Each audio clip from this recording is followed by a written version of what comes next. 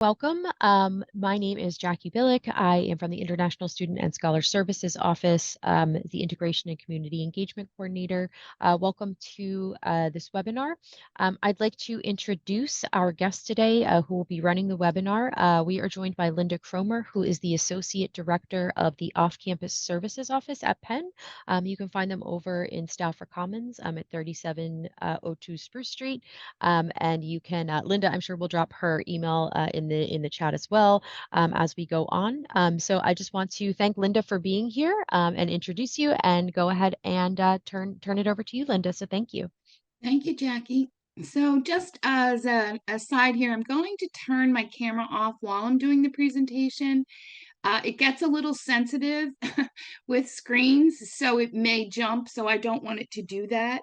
But I did want to say hello, so I am going to turn that off, and then we're going to get started. This is not a long presentation, so that there is plenty of time to ask questions. And it may seem like a lot of information, but I promise you it's really not. It's just going over some very general topics. So the first thing is, what is off-campus services? Off-campus services is the educational resource center for the entire university. So faculty, students, and staff. So we're not attorneys, but we can read your lease, point out things to you that perhaps you may have missed, or look through it and make sure that the general policies and procedures that leases are supposed to have are in your lease. Because while federal fair housing guidelines are regulated by the federal government, and so they're the same in every state, leases are regulated by the attorney generals of each state. So they change. So that's why I encourage everyone to read their lease carefully, even if they've signed a lease in another state, because the rules and regulations and the laws are a little different. We also offer information sessions throughout each month with dates that are posted on the homepage of our website. During the fall semester, I do 2 a month. But once we come back for spring semester, starting at the end of January, I do 1 a week. And we go into a lot more detail about leases and what to look for and how to search for housing. And while I can't call a landlord and interfere, get directly involved in a situation, I can help you with some strategies, and we can look back to your lease for the language for what we need and help you present that to the landlord. And one of the best resources we have is our website. It has so much information, and I'll show you just a screenshot of the homepage in just a minute, but it really has pretty much everything covered there. We also have a database connected to it where you can search for housing. Now, I would never tell you can only search here. However, I recommend using our database because there is a filter in there that scans for scams. And most of the people that advertise are familiar with renting to students. So it is a good source. We also host a housing fair every year.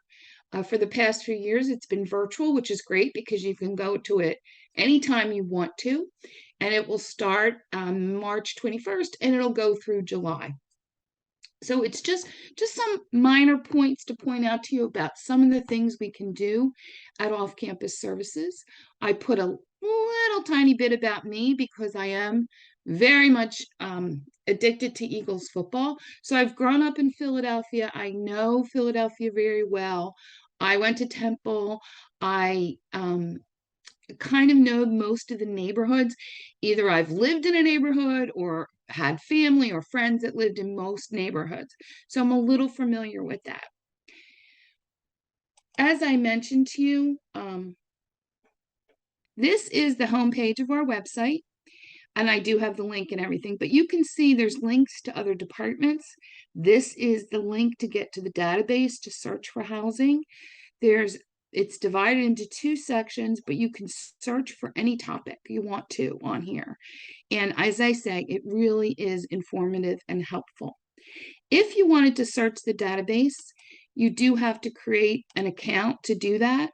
And once you sign up, this is somewhat what it would look like. You would pick the neighborhood, and then little dots would appear for anything that is available in that neighborhood for you to rent, just as a brief showing of what the database is.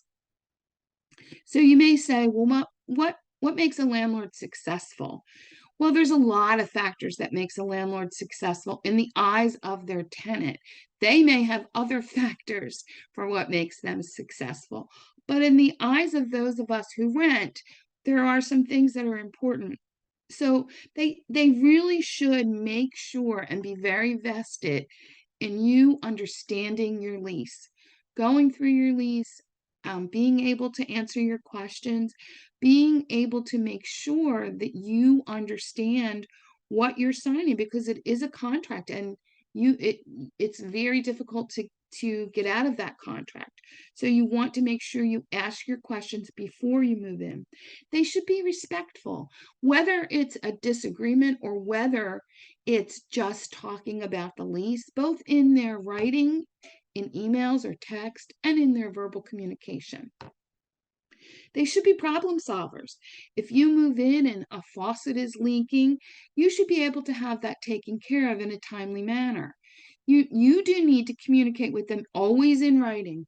Never just call the office and tell them a problem.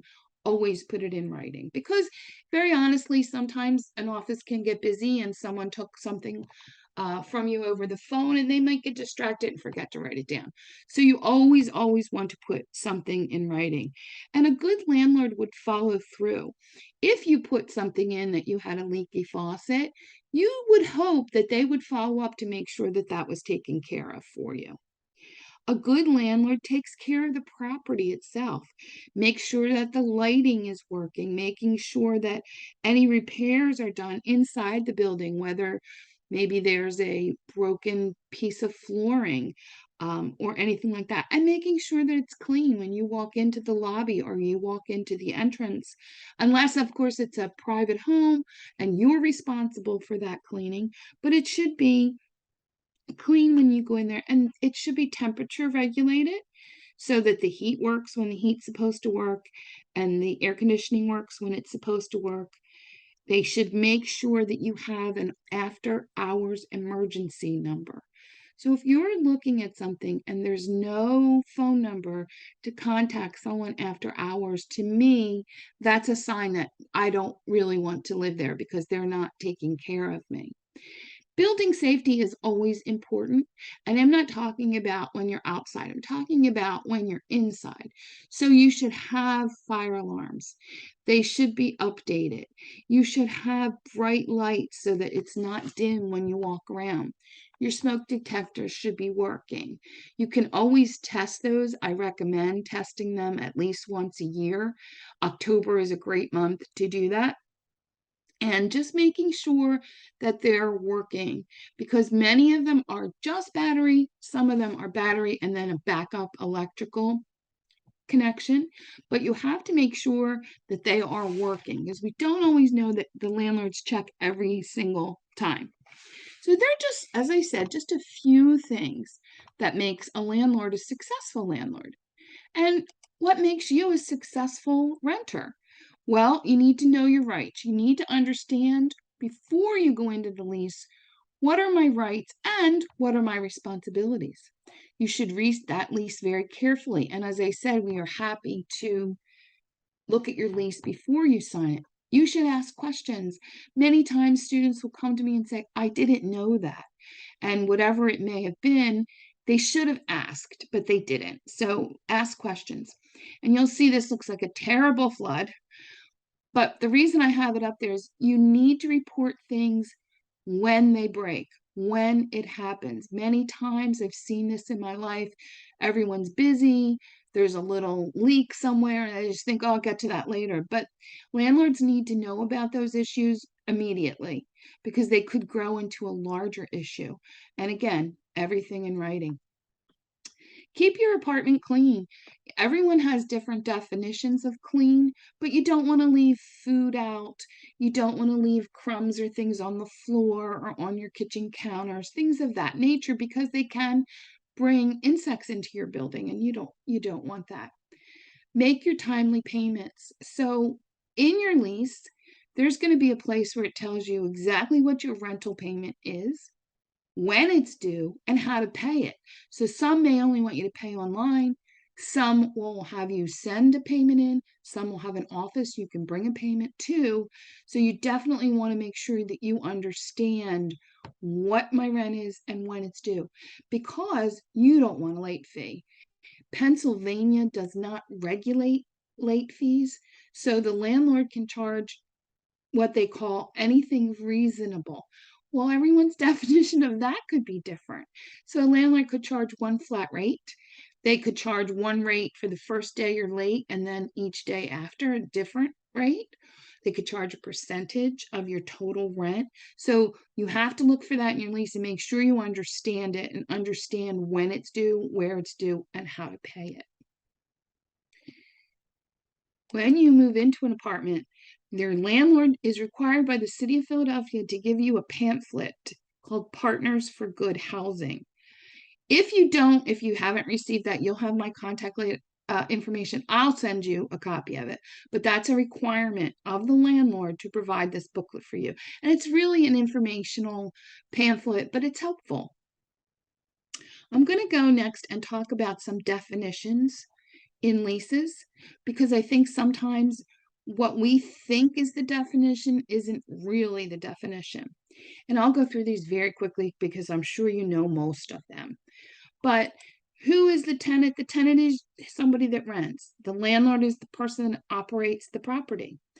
Many times I get this question, which is why I include it, is what is a studio apartment? So a studio apartment is one room, and it does have appliances and it does have a bathroom, but typically does not have a separate bedroom. So that sometimes confuses people. They're not sure what's the difference between a studio and a one bedroom. And that's typically the most common difference. There is short-term leases. People will do a short-term lease, but most of them will do a 12-month lease. But usually when they're doing a short-term lease, there may be, say, a little bit of a premium tacked on to the rental rate because of that short term. The next one is very important: a joint several lease and an individual lease. A joint several lease means you have roommates and you all signed one lease.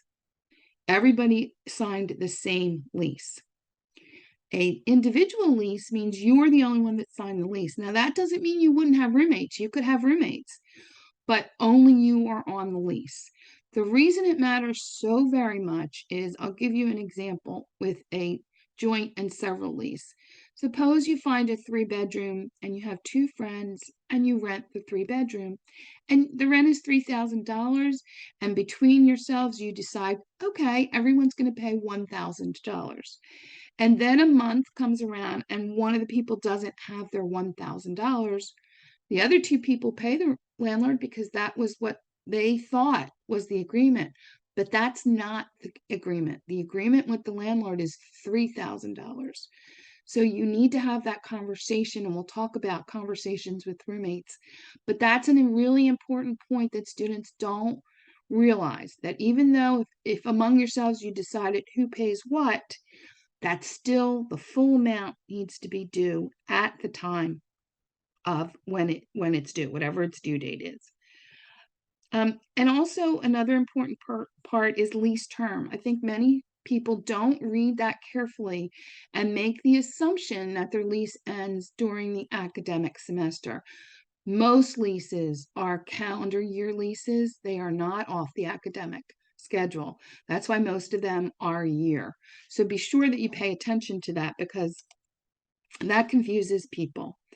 The security deposit is always a question. So when the landlord holds your security deposit, it has to be in a bank.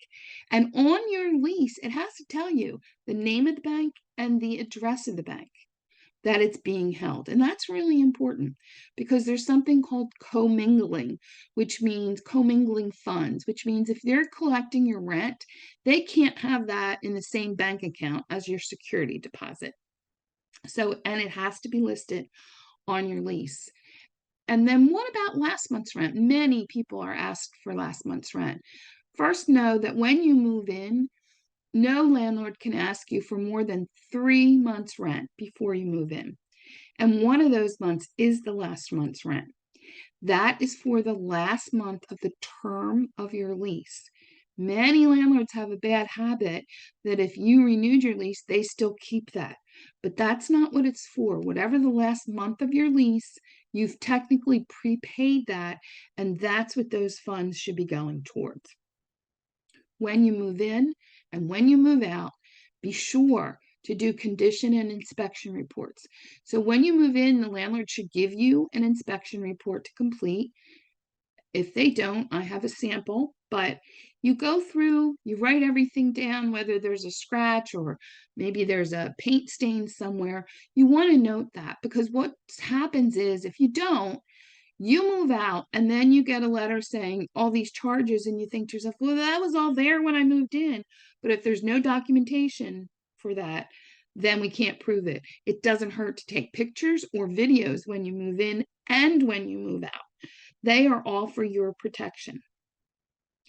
Also, something Pennsylvania allows is something called an automatic lease renewal, which means somewhere in your lease, it may say, not all landlords do this, it may say, for example, 60 days before the end of your lease, you need to tell us you're not renewing. And if you don't, your lease will renew for another year. So I say, look for that clause, put it right in your phone, whatever those dates may be. So you may want to live there for another year, but just in case you don't want to. Another definition that confuses people is relet, sublet, sublease. They're a little bit different. So you have to first know what is the difference between them. And I have a full explanation you can see when you go to our website, and this is the particular link to that page. But basically, a sublease means you're still responsible, but someone else is paying the rent. A sublet, that means the other person takes over and you have no more responsibilities. But I encourage you to read all those clauses on the website, and I have a link on other things that, especially your rights, that you need to read through. Just know, I know the landlords tell you how easy it is to sublease, but think about it like this. We have 20 some thousand students here. And if you think of percentages, there's a big percentage that probably are looking to sublease. So while it's not impossible and you can advertise your sublease on our database, it does take a little work to find one.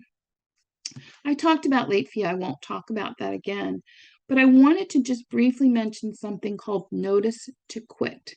So in Pennsylvania, if, for example, you did not pay your rent or there was some egregious action in your apartment and your landlord wanted to file with the courts for an eviction, you have to get a notice to quit, which is a written notice that tells you this is what's going on. We're filing in court. And then the landlord has to file with the courts. And I'm going to talk a little bit in a minute about what they can and cannot do. But people don't understand that phrase, notice to quit, and that's what it means. An eviction, if there's very few people that get evicted, but an eviction is a legal processed through the Philadelphia Sheriff's Office once the landlord-tenant court has approved it. So a landlord just can't come in and say you're evicted. It doesn't work like that. Or they can't come in and change your locks and get rid of all your things without court order. It doesn't work like that. So it's important to know that you are protected by the laws of what the landlord can do. The last one is, again, something people never heard, but it's called time to cure. And what that means, if I go back to my leak, I have reported my leak on Tuesday, and on Thursday, my leak still isn't fixed. Well, the courts would say, is that a reasonable time frame? Is it time to cure? Did we give them enough time to fix the situation? It's not an emergency situation. It's a slight leak in my sink. So that's what time to cure is. If you hear that term, if a landlord says that to you, anything you report, they have to have a reasonable time. The problem with reasonable, because Pennsylvania law uses that term a lot, reasonable can mean many different things to many different people. But just know if you hear that phrase or if you report something, that's what time to cure is.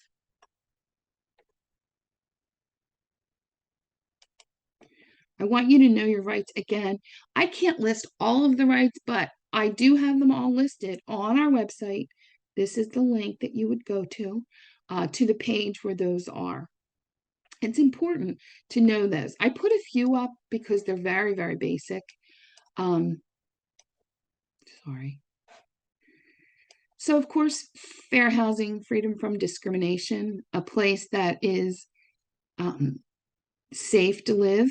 That means that, the door's locked and things like that. It's structurally sound. It's waterproof. There's hot and cold running water. There's bathroom equipments. There's windows that lock. Again, there's so many things. I just wanted to put a few in here. And again, another responsibility of the landlord is a prompt return of your deposit. So in Pennsylvania, once the 25th month of your lease starts, say you're going to live here for a while, your security deposit starts to earn interest. So it doesn't start till the 25th month of the lease. So just know that. When you move out, a landlord has 30 days from the time of your move out, as long as it's not your lease end. So say your lease ends in July, but you moved out in May, you're still responsible to pay till July, and the clock doesn't start ticking on when they have to return your security deposit till July. They have 30 days. Please provide with a forwarding address, because that's what landlords many times will say when they don't meet that guideline was, well, I didn't have a forwarding address. I didn't know where to send it. They have to have a letter to you with your check for your deposit return, or maybe it'll be a letter with the charges on there. Any charge on there, they should have pictures for, and I encourage students to ask for those pictures, because sometimes when they're doing move-out inspections, maybe they're doing 15 or so in an hour. Well, they could get the apartments confused. So you definitely want to ask for pictures of any damages that they're going to charge you.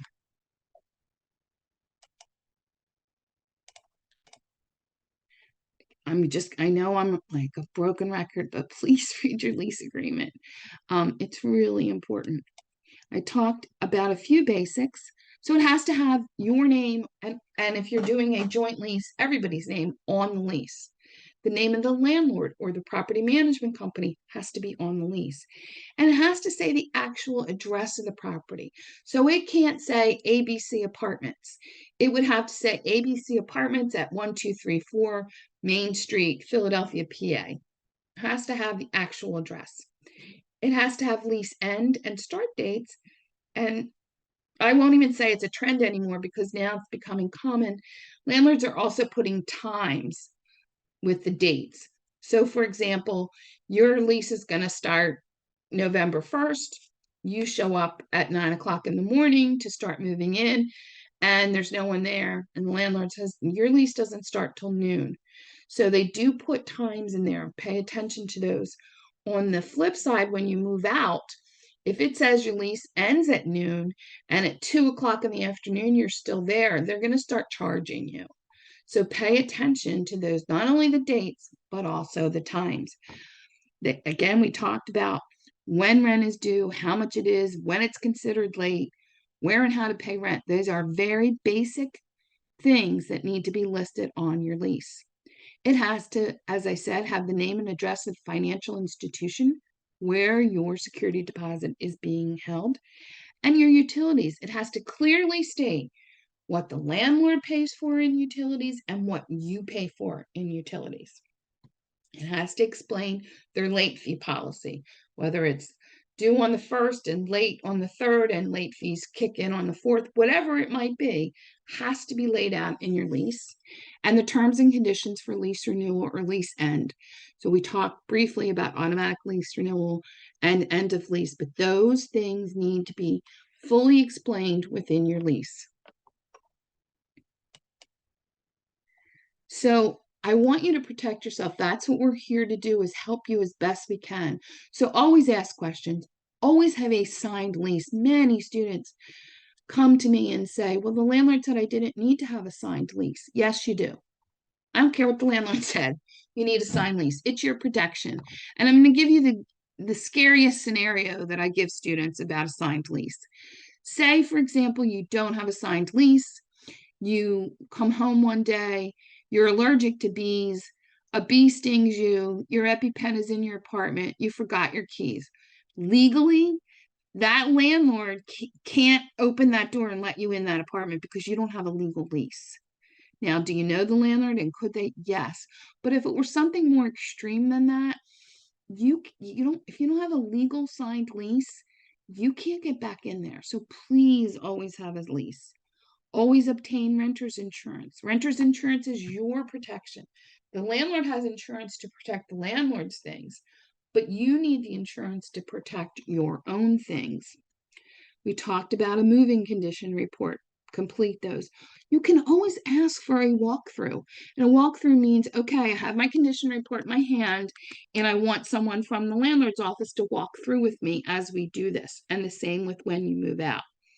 Be sure all your service requests are in writing. And never, ever, ever pay in cash. I've had landlords ask students to pay in cash or say, oh, I'll only accept cash. No, never, ever pay a landlord in cash. I promise we're getting to the end. Some things I want to tell you that a landlord, I have a big no sign there because can the landlord do these things? Ask you to pay in cash only? Absolutely not. Change the locks on your door without your knowledge? Absolutely not. Report information to the university regarding payments or other issues? Absolutely not. The landlords are independent of the university, so nothing they would say or do would affect you in university standards unless it was some kind of criminal which the police were involved with. So please know that they can't report anything to the university to prevent you from graduating or registering for classes. They can't evict you from your apartment without court authorization, and that takes time. And they can't enter your apartment without your permission if there's not an emergency or if you've requested maintenance help, then yes, they can. Or if there's an emergency, yes, they can. But if you haven't, they can't just go in and out of your apartment. So our next little topic is roommates. And I just put this up, and my question is, how do we think that this conversation ended? It doesn't look positive to me. Looks like people are yelling at each other and they're not happy with one another. And that happens with roommates. There's conflict. When you live with someone, there's a delicate balance. You could be friends with someone. Being friends and living with someone can be very different things. But what are some things you can think about with roommates? Be honest. I always say be honest. These are the people that you live with. And before that you start, communicate and set expectation. What can we share? Can I use your frying pan? Who's buying paper towel? What's our policy in our apartment about overnight guests? What's our policy about food sharing? You need to communicate and have those conversations right when you move in because it really does help clear up any issues. What's our policy on noise? Someone might have night classes and they like to sleep a little in the morning. Someone might be a morning person and they want to have music blaring first thing. If you talk about those things beforehand, you have a better chance of having a better resolution if something should pop up. And please expect and give respect. Don't make assumptions that you think someone said or did something. Talk to them, but talk respectfully, and that will go a very long way. You never want to be confrontational with anyone. You just want to talk things out. And if you have expectations beforehand, then those conversations should be a little simpler. Make sure you have those financial consideration questions. So if you're going to live somewhere that utilities are not included, who's going to put the utilities in their name?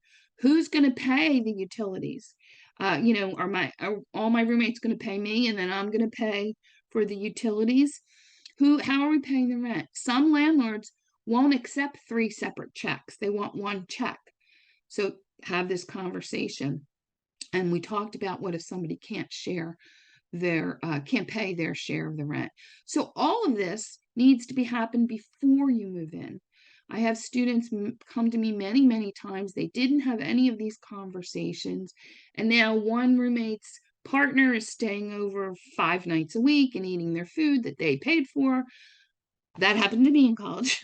um, but you have to talk about it, because if you don't talk about it, it just gets worse. It really does. So that is the end, except for questions. This is our website, and I will also put my email in the chat.